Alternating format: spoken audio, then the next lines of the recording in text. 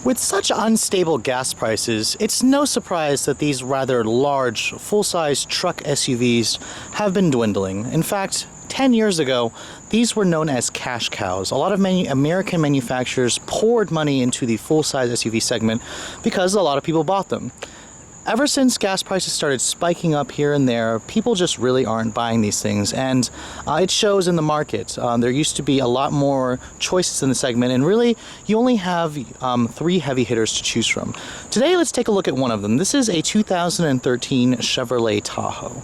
Now, GM is actually planning to replace the Tahoe. This represents the 3rd generation. The Tahoe has actually been out in some form, at least this name, since 1995. Now, the Tahoe is available in 3 different trims. There's the LS, the LT, and the LTZ. What I have here is a 2LT with the Z71 off-road package.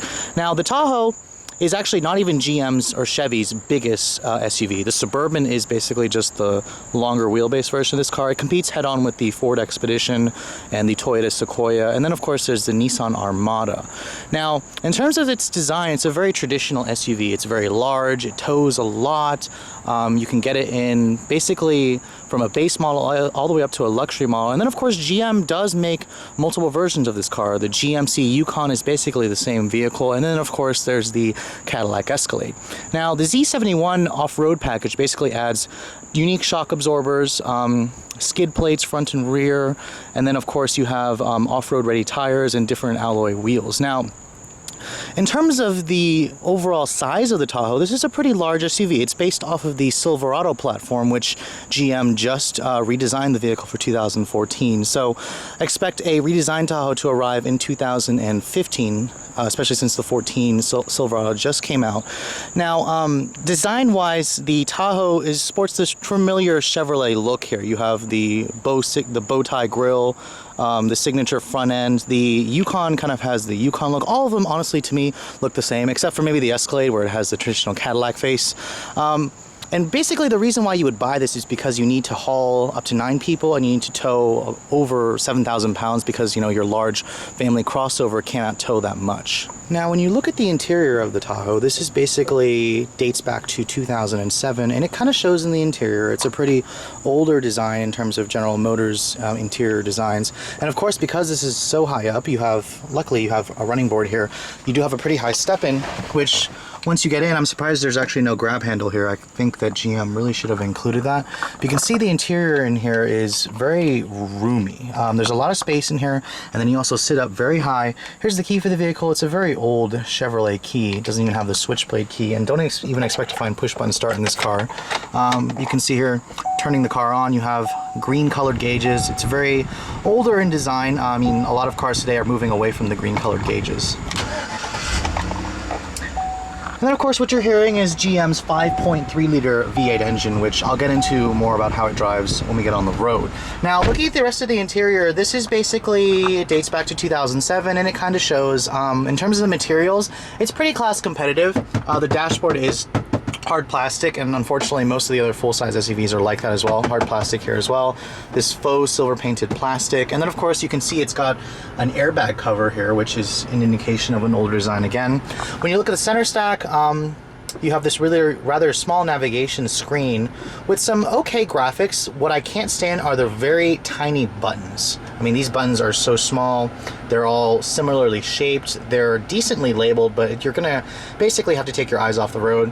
You have a rather colorful looking navigation system, but this is not Chevrolet's MyLink, so don't expect to find that, even though this is a 2013 model.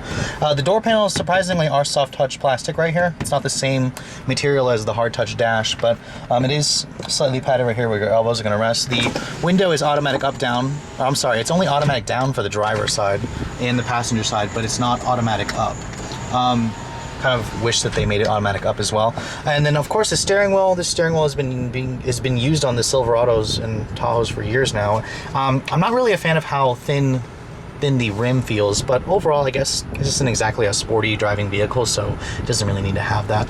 Now, the steering itself is actually hydraulic steering, so you get really nice feedback. The car feels like it's actually connected to the road as opposed to feeling kind of video game-like. Now, looking at the glove compartment, It's surprisingly small for such a big vehicle. It's very wide, it just doesn't go in very deep. You do have some pretty nice storage right here with your dual cup holders, and because you have a column mounted shifter, which this feeds a 6-speed automatic, by the way, which luckily you do get a backup camera that gives you distance and trajectory, so it was definitely nice to find that, even though the nav system is kind of on the dated side.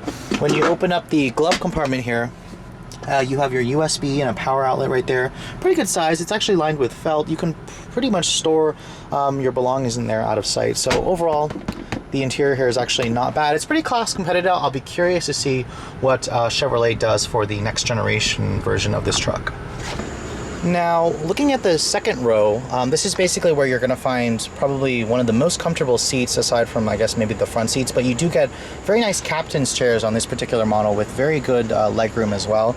Now, stepping in, it's a high step-in height again, but luckily Chevy gives you a little grab handle here to help you get into the vehicle. And you can see here, it's very comfortable for even, I guess, even over 6 feet tall passengers. Shutting the door, you surprisingly have the same door panel materials from the front seats. It's soft touch, and then soft touch right there. You get dual map pockets, you get your own set of rear seat climate controls, and then a video jack for playing stuff on the rear seat entertainment system, which, by the way, that's optional. It was rolled in when you get the navigation system. The two of them are kind of meshed together. If you go with an LTZ, it basically comes with this. This is an LT that kind of is almost equipped like an LTZ. You have this little center console storage here, but there's no power outlet or anything in there, and the lid's not really padded, but you do have an armrest here to give you, I guess, a more comfortable driving experience in the second row.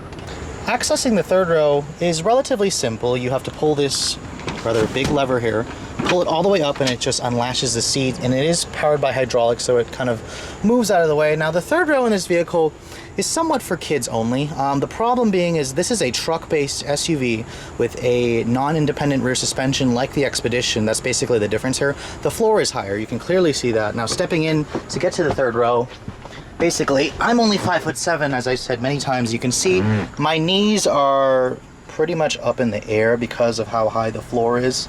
And you can see if I put the seat back down, watch your feet because that seat looks like it's probably going to crush you. Their view back here, surprisingly, is not bad. It's kind of stadium style seating, so you can see a little bit higher than all the other passengers, so that's important for those of you who kind of get car sick. Surprisingly, there is a button right here to access the third, or to move the seat out of the way, so that's nice that Chevy actually included that. The materials back here are pretty much just hard plastic. And there's cup holders here and a little bit of storage right there. And because this is a fully loaded 2LT, you do get a power tailgate that's basically rolled in with the other equipment. And then, of course, when you get to the cargo area, when you have the third row seat up, don't expect to find a lot of cargo space. This is actually only about 16.9 cubic feet. Fold the seats down, which, by the way, compared to the Expedition, the seats do not fold down flat. You actually have to pull the back seats out and remove them. That's an indication that Ford was a little bit more clever with their independent rear suspension, just because they could create the flatter floor. When you fold all the seats down, you're going to get a pretty impressive 109 cubic feet of space. This is one of the reasons why people go with these large SUVs.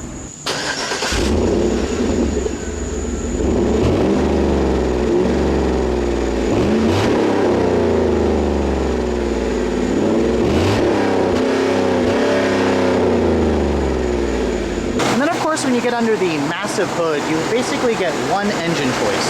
This is Chevrolet's corporate 5.3-liter V8 engine.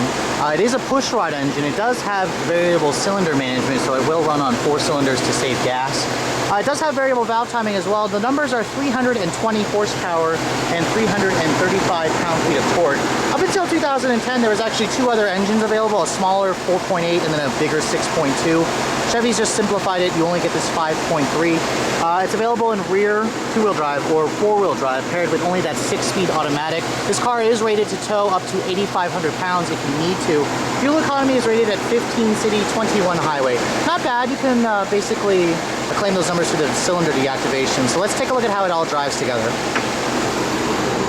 Now, being an older design, driving this thing does kind of feel like you've gone back in time. I mean, even though it came out in 2007, this car almost makes me feel like I'm driving something that was from the early 2000s. That's not to say it's a bad thing, it just feels very different than modern cars today.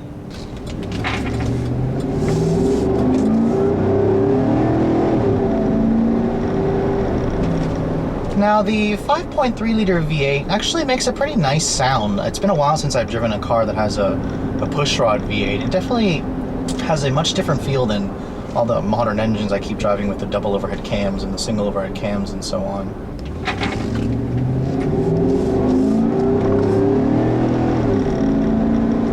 Now with 320 horsepower, this thing actually doesn't make all that much power for such a large 5.3 liter V8. GM actually has a newer version of this engine, the Silverado, pushing out 355. So this one definitely feels lacking in the horsepower department, but in the torque department, it feels good. I mean, with 335, the thing does get off the line pretty well, and you don't really need to rev it. That's the one thing with these big American pushrod V8s, is they have a lot of power down low, and it's what a lot of people look for when they drive a vehicle like this. The 6-speed automatic also has really smooth shifts. I'm pretty impressed with the automatic. I was kind of expecting it to always seek out top gear, which it does somewhat, but when you need to actually get going, if you put your foot down, it does go. There's no sport mode in this car. Don't expect to find that, but there is surprisingly a manual mode. If you put it into the manual mode here, you use a little button or the little rocker switch right here on the shifter, and you can engage the manual mode here. Now, when you're actually just driving down the road, this thing rides like a cloud. One of the reasons why people love these things as family vehicles is the fact that you sit so high up. There's a lot of space in here, so you're not really intruding on your personal space. Your passenger sits incredibly far away from you, and then when you need to get going, the 5.3 V8 is a little soft on acceleration, but it makes a nice sound. I imagine there are probably some owners that may put like an intake or an exhaust on this thing to make the V8 open up a little bit more. Now, the visibility is also another thing that's really good. Being an older design, you don't really have to deal with weird pillars that are getting in the way, and of course, if this thing's just a big block, and the feeling of roominess in here is good. The one thing that driving these big SUVs isn't the best is just going around corners. The car feels somewhat tippy. The steering is very light and very numb and devoid of feel, but it's kind of what you expect when you drive a huge full-size SUV like this.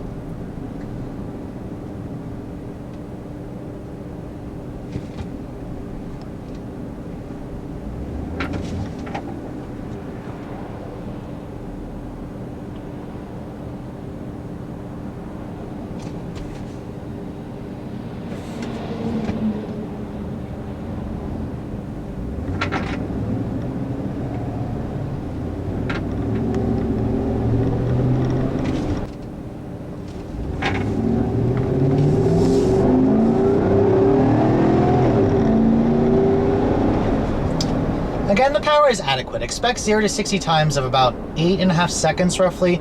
I mean, the reason why it's not very fast is because this is a big vehicle and it weighs a lot. It weighs almost 3 tons, about 5,500 pounds, which is about the norm. The Expedition weighs about this much. It makes 310 horsepower. But I'm missing the 6.2 liter V8 that's available in the Cadillac Escalade or the Yukon. But the Tahoe is kind of like the cheaper version out of all of them. It's the cheapest and probably the version that most people end up buying. I don't really see that many Yukons out there. I do see the Escalades, but mostly I just see the Tahoes. And honestly, this car feels huge. It feels like it has so much space. I don't really think that I personally would ever need all this much space, but I don't really see that a reason why would you need the Suburban. This thing's huge. I guess maybe if you need to carry a lot of stuff and people all the time, I guess I could see fit for that. But honestly, I mean, basically these big full-size traditional SUVs have been replaced by the large crossovers. For example, GM's Lambda crossover twins, the Chevrolet Traverse, the GMC Acadia, the Buick Enclave, they all offer a lot of space, more space than most of the other competitors in the segment. At the same time, you get much better fuel economy, up to 24 miles per gallon. And if you don't really need to tow much, if you don't need this vehicle's hauling and towing capabilities, I don't really see the purpose of buying this thing. You're better off just getting one of the car-based crossover SUVs. I guess the one benefit of driving a vehicle this big is you kind of feel like you're king of the road here. People in their smaller cars usually will get out of your way, and I guess that's the reason why some people might want a big vehicle like this.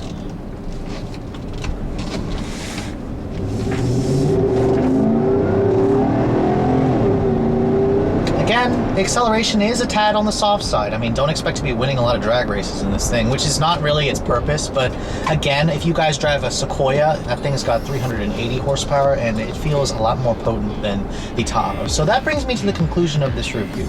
The 2013-2014 Tahoe is still out, and you know, this category SUV is not a cheap SUV to buy. I mean, this thing basically runs from about $40,000 all the way up to the mid-50s. which is the same thing as a Expedition, a Sequoia. Some of them will actually hit $60,000, especially if you're going to look at the Yukon.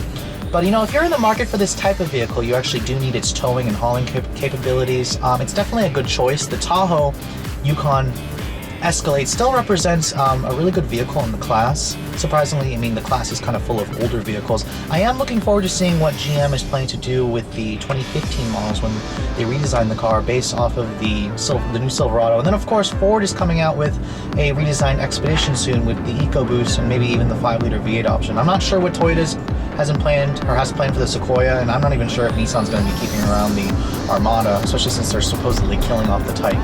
But anyways, hope you guys have enjoyed my overview of this 2013 Chevrolet Tahoe. If you really do need a vehicle in this, what I like to call dinosaur segment, make sure you check this vehicle out along with its twin vehicles as well. Thanks so much for watching, guys. I'll catch you all later.